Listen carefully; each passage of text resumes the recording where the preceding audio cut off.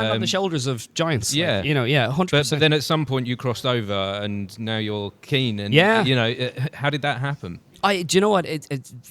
That is a great question because I have never considered that before in my life.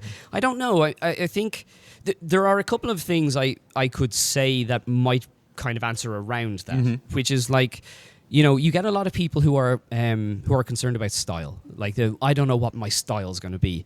And one of the things, I've never been worried about that. I've never worried about that at all, because one of the things I was aware of early on was I'm a better artist now than I was a year ago. So I will be a better artist a year from now. So there's some of these things I don't have to worry about progression because it's linear and it curves, right? But when it comes to style and like what does my stuff look like compared to other people, if you end up doing this full time, and like I said to you before, like I was an art director for 11, 12 years. For the last 4 years of that, I was double jobbing. I was a senior art director for one of the biggest agencies in Dublin. And at the same time, I was doing 10-page stories for DC and Marvel. Like my evenings, my weekends, I was just like working all the time.